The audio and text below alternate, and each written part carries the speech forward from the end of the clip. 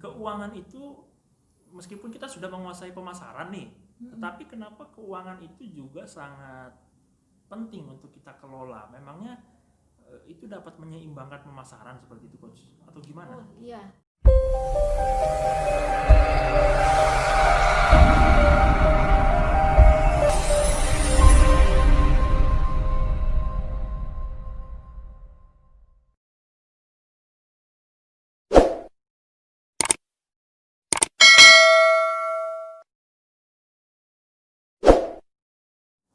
Pagi, Assalamualaikum warahmatullahi wabarakatuh. Apa kabar sahabat-sahabat Bintang EP? Ya, kita berjumpa kembali di video yang memberikan wawasan, ilmu, edukasi, dan juga pengetahuan, baik khususnya untuk kamu-kamu semua yang masih duduk di bangku kelas 12 SMA atau SMK. Di video kali ini ya, tentu kita akan membahas mengenai pemasaran dan juga betapa pentingnya keuangan. Jadi jika kita luruskan poinnya, tentu bukan hanya pemasaran yang harus kita kuasai, tetapi juga mengapa keuangan dalam pemasaran juga harus kita kuasai dan juga harus kita bisa masukkan ke dalam akal, pikiran, dan juga memori kita pada otak kita agar kita bisa menambah pengetahuan dan wawasan. Tentu saya di sini tidak sendirian, saya di sini sudah bersama salah satu narasumber yang terpercaya dan beliau juga merupakan Vice President dari hipnoterapis dari parenting ya. Dan kita kenalkan narasumber kita. Halo Coach, apa kabar? Alhamdulillah baik, Coach. Beliau adalah Coach Dr. Randa Ida Damayanti. Beliau adalah salah satu seorang coach yang bagi saya pribadi, beliau adalah guru saya juga, karena beliaulah yang banyak memberikan ilmu kepada saya. Beliau juga yang membimbing saya hingga sampai sekarang. Di antara semua banyak guru, salah satunya adalah beliau. Luar biasa. Terima kasih. Oke, teman-teman sahabat-sahabat Bintang EP semuanya, ya, di sini kita akan berbincang-bincang secara menarik bersama Coach Ida, karena dengan Coach Ida di sini saya akan mencoba memberikan materi yang menarik untuk disimak, didengar, sehingga saat Anda aplikasikan bagi yang sesuai dengan bidangnya, bahkan yang belum sesuai tapi menarik untuk dijadikan sesuai passionnya, insya Allah mudah-mudahan bisa menjadi sukses dan berhasil ke depannya. Nah, tak lepas dari itu semua, tentu ya, saya sebelum memulai mengucapkan terima kasih kepada Allah Subhanahu wa Ta'ala dan Coach Ida dan diri saya juga, karena berkat kita semua kita bisa berkesempatan untuk membuat video ini dengan baik. Coach Ida, tentu di dunia seperti sekarang ya, di mana masa-masa pandemi masih sangat-sangat besar, membuat kita harus tidak keluar rumah. Bahkan data angka penderita COVID saja masih sangat-sangat tinggi. Nah, ini Coach, bagaimana ya yang harus dilakukan oleh siswa-siswi kita yang menjenjang untuk lulus nanti? Kan karena SMK ya salah satunya ya, itu adalah murid-murid yang disiapkan untuk siap kerja. Akan tetapi tentu pola mindset siap kerja itu tidak selamanya berada di pola mindsetnya siswa. Tentu harus memiliki batasan waktu kapan ia harus membuka lapangan kerja dan tidak selalu ikut-ikut orang terus. Nah, mungkin pertanyaan pengantar saya yang pertama seperti itu dulu, Coach. Silakan. Pesan apa yang ingin disampaikan kepada siswa-siswi supaya mereka bisa menjadi wirausahawan yang baik? Oh iya. Pertama mungkin kemarin sudah kita bicarakan ya sebelumnya ya, bahwa persiapan mental itu nomor satu ya. Nah, sehubungan juga dengan persiapan diri ya Coach ya, itu kita juga selain mental kita juga punya ilmunya dalam kita berwirausaha ya. Ilmu apa aja? Nah, kita kan kemarin sudah belajar mengenai label dan promosi. Betul. Ya. Nah, sekarang kita melanjutkan pemasaran. Jadi pemasaran itu sebetulnya terdiri dari 3, label, promosi, dan pemasaran. Kenapa pemasaran penting? Karena itu yang justru suatu usaha kita baik atau tidak itu dari pemasaran dan hasil penjualan gitu. Jadi kalau memangnya kita tidak memasarkannya secara tepat atau baik, itu berarti bisa mengakibatkan kegagalan usaha kita. Oh, jadi itulah betapa pentingnya ya pemirsa dan siswa-siswiku semuanya, bahwa mendalami pemasaran itu sangat-sangat diharuskan ya. Jadi bukan hanya satu ilmu manajemen saja yang patut kita kuasai. Memang di mana-mana sesuai passion satu manajemen, akan tetapi ketika kita bisa memahami semuanya, ya tak ada salahnya ya. Karena biar bagaimanapun pemasaran salah satu faktor penentu nasib juga ya bagi perusahaan. Jadi menurut Coach Ida sendiri, bagaimana pemasaran itu perlu kita kembangkan? Memangnya apa sih elemen-elemen yang harus kita lakukan agar pemasaran tersebut bisa kita kuasai dengan baik? Ya, sebelum kita bicara mengenai pemasaran lebih lanjut ya Coach, kita mengetahui dulu apa sih pemasaran. Boleh. Ya, jadi di sini ada beberapa ahli menyebut pengertian dari pemasaran. Tadi saya ambil 2 contoh dari yang dikeluarkan pengertian pemasaran menurut William J. Stanton. Yaitu pemasaran merupakan sistem secara keseluruhan dari berbagai kegiatan bisnis atau usaha, ya, yang ditujukan untuk merencanakan, menentukan harga barang atau jasa, mempromosikan, ya kemarin kita sudah belajar promosi, mendistribusikan dan bisa memuaskan konsumen. Itu unsur dari pemasaran. Jadi ada dari merencanakan, menentukan harga barang atau jasa, promosi bagaimana kita mempromosikannya, mendistribusikan, menyebarkan ya, dan memuaskan konsumen. Itu pemasarannya. Wah, luar biasa. Tambah lagi ini juga ada lagi dari Tung Desembalingin, bahwa pemasaran yaitu media untuk mengkomunikasikan sebuah nilai tambah yang lebih tinggi. Baik. Oke, luar biasa ya. Ternyata sosok para tokoh ahli ini memang perlu kita pahami meskipun pengertiannya berbeda, tapi satu tujuan ya Coach ya. Ya, betul. Ya.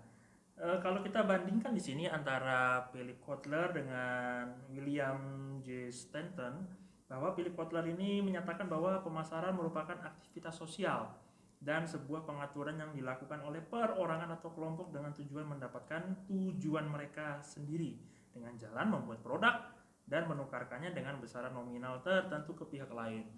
Yang jadi pertanyaan saya adalah kenapa di materi pemasaran ya, khususnya di bangku pendidikan itu lebih umum ke Philip Kotler Coach dibandingkan ke William J. Stanton, Tung Desembalingin atau Hiram McDaniel. Kenapa lebih populernya pengertian pemasaran menurut Philip Kotler Coach? Mungkin bisa dijelaskan. Memangnya Philip Kotler ini membuat pengertiannya tersebut lebih ke arah apa Coach dibandingkan dengan William J. Stanton? Oh, kalau ini dia lebih ke dalam membuat produk dan nominalnya, besarnya, maksudnya produknya, maksudnya berapa biaya produk yang kita buat. Baik. Dan berapa yang akan kita jual ke masyarakat. Berarti sesuai dengan kualitasnya ya? Ya, sesuai dengan kualitasnya. Oke, luar biasa. Sedangkan kalau kita lihat ke William J. Stanton ini lebih ke arah sistem manajemennya. Ya. Oke, berarti kalau Philip Kotler lebih ke arah kualitas produknya ya dan harganya, sedangkan William J. Stanton lebih ke arah sistem manajemennya. Oke, itu jadi teman-teman perbedaannya antara Philip Kotler dengan William J. Stanton. Meskipun kita tahu bahwa Philip Kotler itu lebih populer dibandingkan para sosok tokoh ini, meskipun kelima ini juga populer, tetapi Philip Kotler memang tidak asing bagi teman-teman yang menyukai dunia pemasaran tidak asing untuk mendengarkan nama Philip Kotler, karena Philip Kotler ini salah satunya bisa dibilang sosok ahli yang lebih ke arah bagaimana kita memasang harga yang sesuai tapi dengan kualitas yang memuaskan konsumen. Oke, lalu menurut Anda ya, kalau Anda mengartikan pemasaran sendiri ya, kenapa pemasaran itu kan menurut beberapa ahli di sini sudah dijelaskan, baik itu Philip Kotler, William J. Stanton, Tung Desemua Ringin ya, dan lain sebagainya. Menurut Coach Ida sendiri, di mata Coach Ida ya, itu pemasaran itu mengapa sih kita harus mempelajari dan menguasainya? Karena pemasaran itu ujung tombak ya, kalau saya bilang ya. Baik. Ya, seberapapun bagusnya itu produk kita, tapi kalau tidak dipasarkan, tidak ada manfaatnya, tidak ada gunanya. Oke. Tidak ada manfaat, tidak ada gunanya kalau tidak mempelajari pemasaran. Ya, oke. Nah, kenapa jurusan seperti TKJ, komputer jaringan, RPL, rangkaian perangkat lunak, dan perbankan syariah, kenapa multimedia, kenapa 4 jurusan itu wajib untuk memahami pemasaran di dalam kewirausahaan kita, Coach?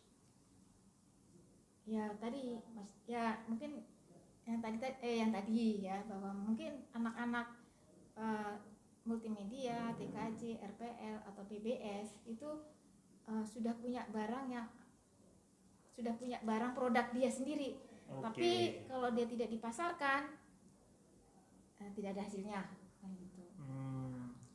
Berarti meskipun SMK itu di program untuk siap kerja ya, akan tetapi ketika dia mau berwirausaha, dia tetap bisa memiliki sebuah strategi ketika dia berwirausaha, tidak buntu pikirannya. Oh ya, betul sekali. Untuk kemana, bagaimana menjual produknya ke publik supaya publik dan masyarakat sekitar tahu apa yang dia kreasikan, apa yang dia kembangkan dan lahirkan itu bermanfaat bagi orang-orang. Iya, betul. Oke, luar biasa, Coach.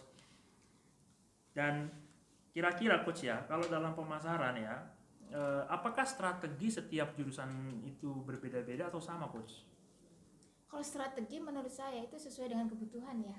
Sesuai kebutuhan. Ya, sesuai dengan kebutuhan kan, banyak ya strategi untuk pemasaran itu, baik online atau offline ya. Nah, itu tergantung kebutuhan dari si produsennya, maksudnya si pembuatnya ya, mau model pemasaran apa gitu. Oke, bagus, luar biasa sekali. Jadi intinya memang ya TKJ, RPL, PBS, MM itu berbeda produk ya, Coach ya. Oh iya, betul sekali. Apapun produknya, tetapi kalau tidak menguasai pemasaran tentu sama saja nol. Ya, betul. Ya, jadi setidaknya kalau bagi Anda yang menyukai pemasaran, Anda bisa memperdalam pemasaran atau marketing manajemen. Tetapi kalau bagi yang kurang suka passion pemasaran atau passion dalam menjual, setidaknya harus memahami. Karena biar bagaimanapun itu elemen penting bagi Anda yang ingin berwirausaha nanti. Ya, oke, Coach. Sebenarnya kenapa ya jurusan TKJ, RPL ya, dan juga MM bahkan PBS itu perlu mempelajari pemasaran selain supaya produknya dapat di publik? Memangnya fungsi pemasaran bagi jurusan mereka itu apa, Coach? Fungsi pemasaran itu? Oh, fungsinya yaitu adanya pertukaran. Supaya adanya pertukaran ya? Ya, pertukaran. Jadi kenapa sih? Jadi barang dia dengan si pembeli, produsen dengan konsumen. Jadi ada pertukaran. Baik. Jadi makanya kalau multimedia menghasilkan desain grafis, dia memasarkan kepada orang lain dan orang lain membelinya. Itu adanya fungsi pertukaran. Baik dengan uang atau mungkin tukar barang ya. Jadi, terus yang kedua ya, itu fungsinya ya Pak. Jadi adanya pertukaran. Fungsinya adanya pertukaran. Fungsi pemasaran yang pertama ya. Ya. Oke. Jadi makanya kenapa penting banget pemasaran itu gitu. ujung tombak perusahaan. Yang kedua yaitu mendistribusikan. Jadi mendistribusikan atau menyebarluaskan hasil yang sudah dia buat atau produksi. Jadi semuanya orang sudah beli, Baik. disampaikan. Nah, itu distribusi produk ya gitu. Orang sudah beli tapi disampaikan. Yang disampaikan apa nih coach? Produknya. Informasi produknya. Produknya. Nah, produknya disampaikan, bukan informasinya ya, tapi tersampaikan ke tangannya gitu. Iya, jadi umpamanya ya. Delivery-nya berarti. Iya. Oke. Barangnya tersampaikan. Oke. Ini untuk menyampaikannya bisa melalui apa saja, coach? Kalau anak sekarang kan macam-macam ya coach ya. Penyampaian itu bisa, kalau sekarang mah ada COD, ada cash on delivery kan gitu ya. Cash on delivery ya. Ya, jadi apalagi sekarang masa pandemi gini kan, jadi orang mah udah kurir ya. Nah, tinggal itu juga termasuk pendistribusian barang gitu. Terus sekarang juga lewat Tiki ya nanti kita bayarnya ke Indomaret atau Alfamart, barang nyampe, nah itu juga termasuk pendistribusian. Jadi ada pertukarannya, ada pendistribusian barang. Berarti pelaku usaha seperti JNE ya, atau delivery barang lainnya, bahkan minimart seperti Indomaret, Alfamart, mereka sangat berpengaruh sekali, coach. Ya, sangat membantu juga dalam program pemasaran. Oke. Nah, nanti yang tadi kayak Indomaret atau Alfamart yang disebutkan tadi itu masuk dalam fungsi perantara. Fungsi perantara ya. Jadi kan kita kalau dulu kita ke toko kan langsung beli barang sudah kayak gitu. Sekarang kan karena masa pandemi, selain kita juga beli barang langsung ke toko, atau kita lewat Bukalapak, atau kita lewat Alfamart atau yang lain. Oke. Tapi yang jadi pertanyaan saya, coach, di fungsi distribusi fisik ini, ketika kita membayar ke sebuah jembatan, yaitu misalkan katakanlah minimart, itu pemasaran bagi minimartnya sendiri di mananya, coach? Apa keuntungan dari minimart mau di posisi sebagai media jembatannya, coach? Ya kan kita kalau dia itu pertama berarti paling tidak Alfa itu sering kalau sering dipakai orang, berarti dia dikenal orang juga. Itu juga pemasaran juga buat si Indomaret. Terus kedua keuntungannya dia dapat uang administrasi ya. Kalau kita lagi bayar itu kan ada biaya administrasi dari Indomaret yang mesti kita bayar. Itu juga salah satu keuntungan dari si supermarket itu. Berarti ketika seseorang mau membayar datang ke minimart, orang itu tentu pasti akan terekam nama brand minimartnya ya. Dalam memori otaknya, sehingga itu bisa membuat nama besar minimartnya menjadi populer. Iya, sering populer. Itu juga termasuk bentuk pemasaran juga. Iya, secara nggak langsung ya. Jadi sering dikunjungi ya, seperti itu ya. Oke. Nah ini masuknya sudah ke fungsi perantara itu tadi, coach ya? Ya, sudah masuk ke fungsi perantara. Jadi itu tadi contoh-contohnya seperti minimart ya, terus delivery kurir ya, itu juga sudah termasuk fungsi perantara dalam pemasaran. Ya kan sekarang banyak Bukalapak juga masuk. Bukalapak, Tokopedia itu juga. Bukalapak, Tokopedia, Shopee. Iya. Baik, itu juga online ya, online. Kita bisa membeli tiket kereta, pulsa di online shopping tersebut. Ya, itu perantara. Luar biasa. Jadi bisa disimpulkan sementara bahwa pemasaran ini jaringannya sudah di zaman semakin tahun sudah sangat berkembang ya. Dan kita harus mempelajari ya, bagaimana beradaptasi dengan pemasaran yang baru, karena metodenya sudah berbeda dengan yang dahulu pemasarannya ya. Oke. Nah, lalu kaitannya nih, coach, dengan keuangan ya. Kaitannya dengan keuangan, khususnya jurusan yang berkaitan dengan keuangan, yaitu PBS ya, dan juga mungkin saya akan masuk sedikit ke RPL ya, dan juga ke TKJ dan juga MM, bahwa menurut Coach Ida, keuangan itu meskipun kita sudah menguasai pemasaran nih, tetapi kenapa keuangan itu juga sangat penting untuk kita kelola? Memangnya itu dapat menyeimbangkan pemasaran seperti itu, Coach, atau gimana? Oh iya, itu hubungan yang sangat erat ya. Memang Coach Bintang, kadang-kadang kalau orang usaha itu suka lupa dengan laporan keuangannya gitu. Kalau yang masih awal-awal itu ya, masih bangun baru itu masih dianggap nggak terlalu penting gitu. Padahal itu justru penting sekali ya untuk keuangannya, laporan keuangannya.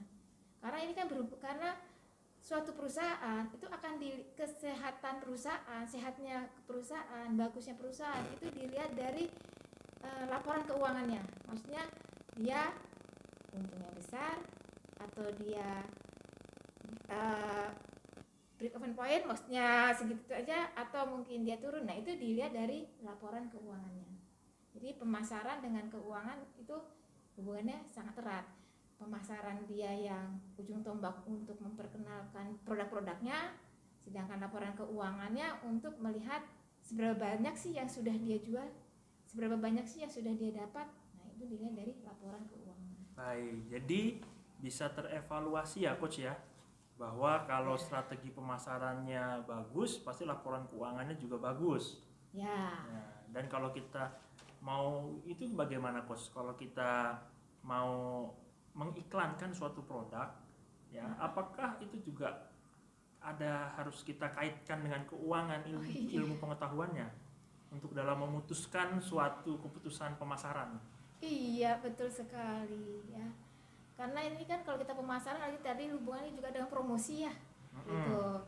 Nah sekarang kalau kita mau promosi, berarti kan kita juga melihat berapa besar, apalagi dalam promosi itu dalam keuangan itu paling besar ya jumlah yang dibelanjakan, yang dikeluarkan untuk promosi agar pemasarannya lebih mudah gitu. Nah itu juga harus diperhitungkan sekali gitu, karena promosi karena itu sehubungan dengan uang atau modal yang dimiliki dari si pemilik perusahaan. Baik, jadi sebenarnya ketika kita mau mengiklankan suatu produk baik jasa maupun barang, itu kita bisa memutuskan secara tepat ya Coach ya. Oh iya tuh. Mau mengiklankan media, pakai media apa? Karena setiap media mahal murah itu berbeda harga ya. Televisi sama mengiklankan di internet tentu berbeda harga.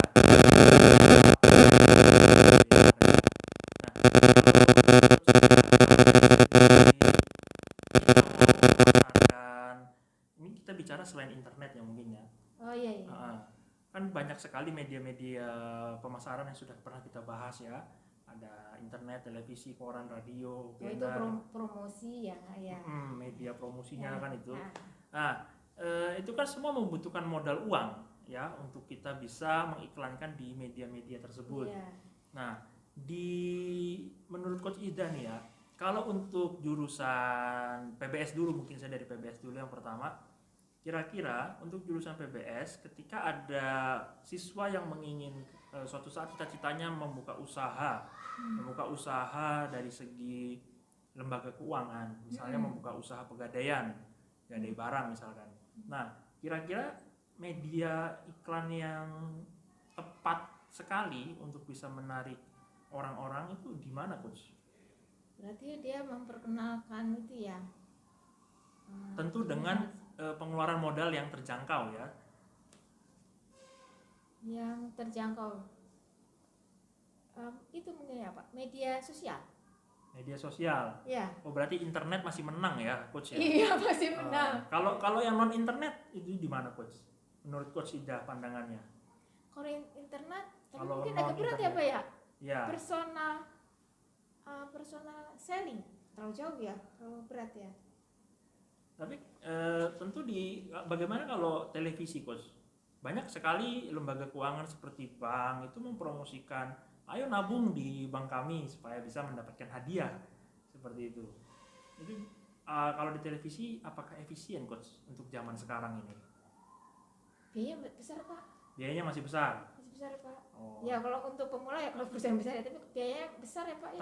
Tapi bisa balik modal nggak coach? Kalau misalkan kita memutuskan untuk di televisi seperti itu coach? Ini kalau kita masih baru sih agak berat ya Pak ya. Kalau masih baru agak berat. Agak berat ya. Oh begitu. Ya. Tetapi Kalau kalau sudah brand besar itu? Brand besar pun ya mungkin kalau dia sudah siap secara keuangan untuk alokasinya, promosi sudah siap untuk TV, ya bisa aja. Oke, jadi bagi siswa-siswi kita yang baru atau akan mau membuka usaha, khususnya lembaga keuangan, ini yang masih awam seperti yang Coach Ida sarankan, bisa melalui ini dulu ya Coach ya, internet dulu berarti ya, medsos dulu ya. Medsos dulu ya. Flyer bagaimana flyer juga? Flyer, banner. Bisa, tapi mungkin dalam acara event-event tertentu kali ya Pak ya. Event-event tertentu. Oke. Nah, Coach, untuk tadi kan untuk jurusan PBS, sekarang saya mau nanya pertanyaan sama tapi berbeda jurusan Coach, yaitu untuk dari segi TKJ. Kira-kira produknya itu yang tepat untuk diiklankan dengan modal keuangan yang baik agar laporan keuangannya hasilnya pun baik, tidak merugikan perusahaannya atau usahanya, itu kira-kira bagaimana Coach? Itu juga tadi si awal itu kan pemasaran juga diantaranya kan merencanakan ya Pak ya, gitu. Merencanakan maksudnya seandainya kita mengiklankan suatu produk yang akan kita tawarkan, itu kira-kira kita seberapa besar kita bisa menjualnya. Oke, baik yes. Berapa besar kita bisa menjualnya? Ya, dan seberapa efisien yang media pemasaran yang kita pakai. Jadi kayaknya gitu ya. Tapi sebenarnya kalau dipikir-pikir, kayak misalkan untuk jurusan RPL,